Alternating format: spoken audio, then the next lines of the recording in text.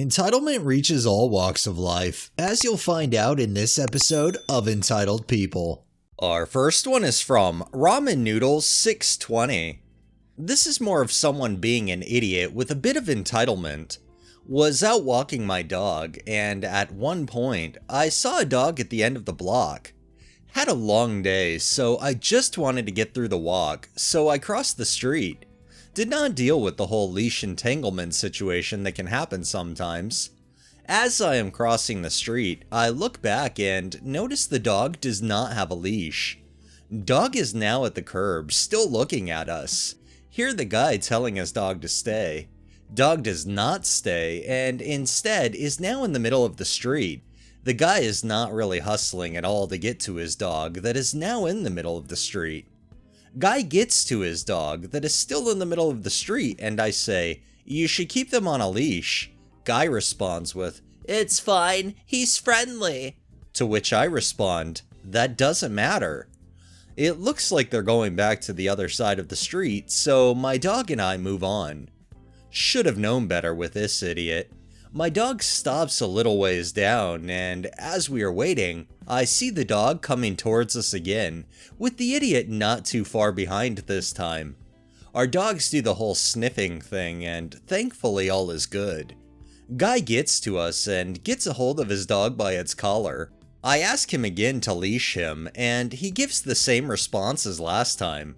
I move myself and my dog a few feet away and ask him again to put his dog on a leash because it doesn't matter how friendly his dog is since he doesn't know how friendly mine is. He finally put a leash on and went the opposite way. In reality, my dog is very friendly. However, she is also a big dog which can be intimidating to other dogs. Have had a couple of times where other dogs have acted aggressively towards her while we were simply passing each other. Whether that was because they were intimidated or some other reason, don't know. Point being, you don't really know how dogs will react to each other regardless of how friendly each one is. That is why it's best to keep a leash on. Besides that, you can have instances like this where the dog goes into the street, and we're also in a fairly densely populated area with lots of families with kids and dogs. I feel like if you want to walk your dog leashless, walk them in your backyard that has a fence around it so that way they can run free and you don't have to worry about them going where they shouldn't be going. I agree 100% though, if you're out in public, your dog really should be on a leash. This next one is by Don't Poke the Bear 96. My mom and dad are getting a puppy soon, and my mom is super excited. Like, for the last couple of months, all she talks about is the puppy and what they should name her. She had a list of names, but have narrowed it down to two names she and dad likes, Stella and Sophie. My brother and sister-in-law visited for Christmas, and again, my mom is super excited for the puppy to arrive. Sister-in-law asked what they wanted to name her, and my mom said that they had two names and wanted to meet the puppy before they decided, but said the two names was Stella and Sophie. My sister-in-law freaks out and yelled that they could not name a dog that because that was on their list of baby names. My mom is a people pleaser and said that they also had other names they considered and that they would think about it again. Sister-in-law continued to bitch me out about it, and I was fed up. I told her straight out that they had every right to name the puppy whatever they wanted, and that sister-in-law and brother had many names on that list, and they probably didn't need all of them. Sister-in-law isn't pregnant, and they don't plan on getting them yet either. And what if they had boys later in life? She didn't want to hear it. Like, I get it, I'm single, no kids, nor do I want them yet, if ever, and I also have a list of names I like. I also have several names I would like to name my dog that I don't have yet. Can't have them where I live now, but boy do I want one. One of them is Stella, but my mom gets her puppy first, so first come, first serve. I can't wait for the puppy to arrive. The fact that the sister-in-law is freaking out over what your parents would name their puppy when she doesn't even have a kid nor plan to have any kids anytime soon is just absolutely entitlement at its finest. I would ask how these entitled people even function, but in reality, I don't even want to know. This next one is from Whips Solo. Alright, so I feel like this is the most ridiculous thing that has ever happened to me. Last night, my wife, best friend, and his wife met up for dinner at a local bar that is also known for having fabulous seafood. Typically, once every month or two, we four get together and take the hour's drive out to this bar, or a similar place for a good meal. With these trips, we typically all drive our own vehicles, and enjoy a nice scenic drive. We all own and have restored various cars from the 1960s and 70s. For the gearheads reading this, I have a '63 Ford Galaxie 500, and my wife has a 1967 Chevy Impala 4-door, supernatural clone. My buddy has a '73 Chevy Chevelle, and his wife a '69 Dodge Charger RT. We park together in a row within the business's parking lot, off to the side of the lot before heading in for a couple of beers and dinner. Note, I legitimately mean 2 to 3 beers over a 2-ish hour window, with a meal. We spent about 30 minutes at the bar waiting on a table, which was no big deal. However, when we finally received our table, my wife realized she had left her glasses in the car, needing them for the menu. I ran out to the cars and was grabbing her keys.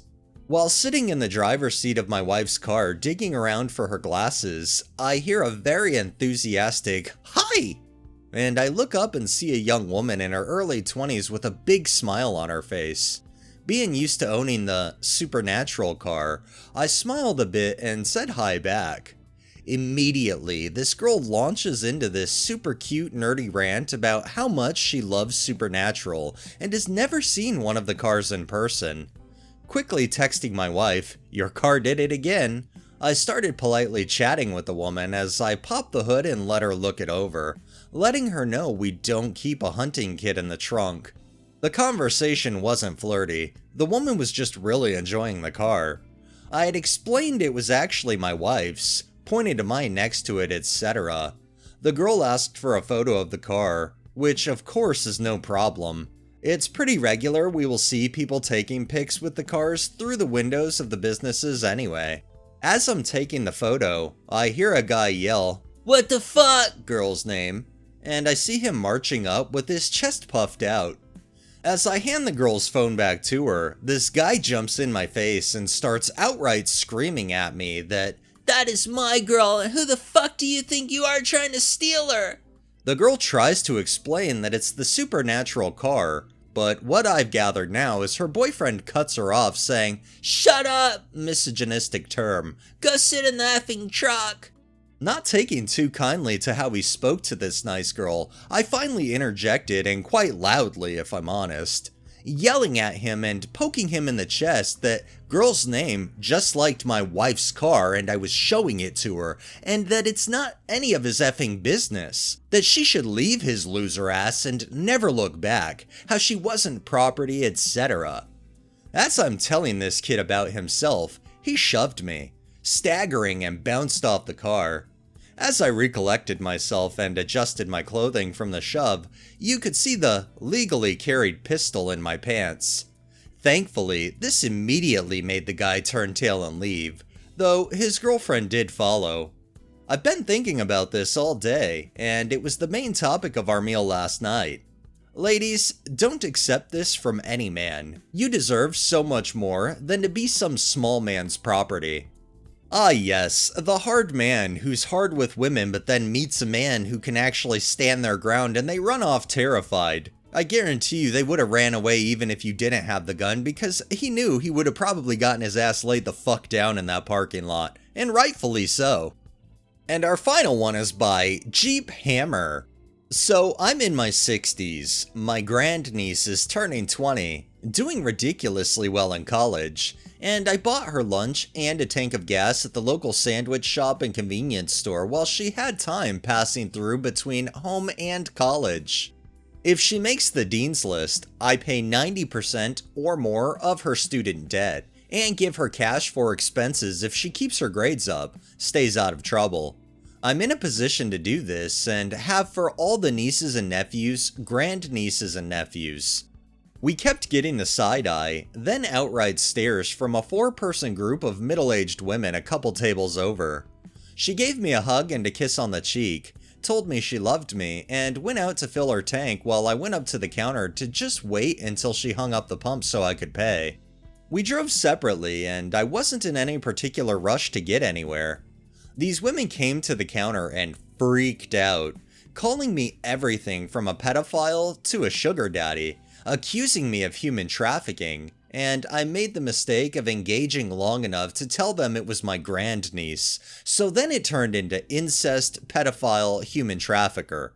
I wouldn't say crap after that. No point at all in arguing with idiots.